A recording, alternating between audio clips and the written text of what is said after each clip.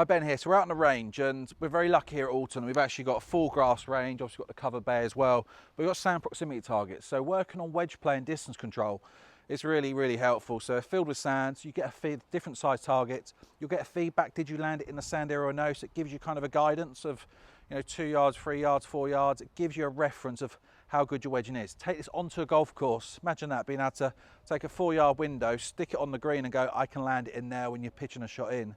Completely changes your ability and your course strategy. But what I'm going to talk about today is Flightscope. So Flightscope is a radar, it measures what the club and what the ball's doing. But all I'm interested in is pure carry. I want to know how far the ball carries. So what I'm going to do is going to hit a shot, record the screen for you, get some data, and then it's a great tool, especially through the winter, for kind of working on, can I land it where I want to? When the ground is soft, guess what? It's fantastic if you can know you can land it 27 yards to 31 yards in terms of your strategy on the golf course. So just going to hit a shot here. I've hit a couple before, but I hit a shot here, and then we'll take a little look at kind of what's gone on. So I've hit the shot, and this is going to give me a starting point of how far the ball's actually carried. From there I might go, do you know what, I want to take a little bit off it. So that one's carried 46 yards. What would carry 30 yards? So I hit a shot there, pushed it slightly, but it's going to give me a feedback on how far it's gone.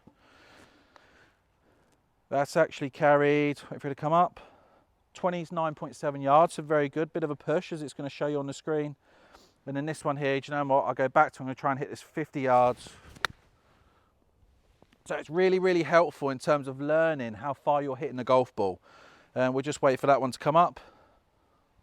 And that's 46.6 yards. So if I was to work really hard on that over the winter, I'd then go out and play golf, knowing that if I've got 53 yards in, my tolerance is going to be pretty good. So any slopes, bits and pieces I can take into account and leave myself, could say, an easier putt, which is going to be better scores. So we're going to play some better golf. But what I'm going to do now is I'm going to show you the video, chuck that in, and just have a little chat about it afterwards.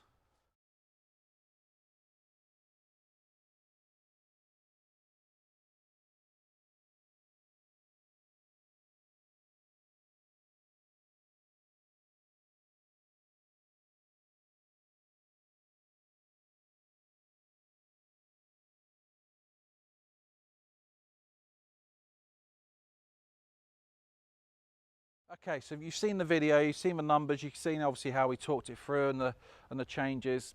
It's a fantastic tool to use. And then the great thing is using Pro V1s or using a ball of choice that you use, and you're getting precise feedback. The issue you're going to get is if you're going to a range and you're working on distance control, and I know, Pro Tracer stuff like that's great fun, but it's not realistic to your game. It's so important if you are working on wedge play. Even if you've got 5 balls, is all you need. 5 of your own balls that you play around a golf with. They're going to come off differently to other golf balls. They're going to spin differently.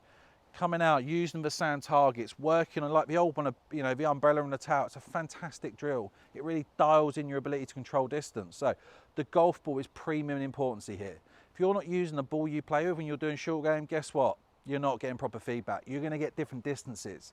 And that's going to, imagine that for confidence on the golf course. So if you want to get on Flightscope, drop me a message, get yourself booked in, and we can do some wedge work on that.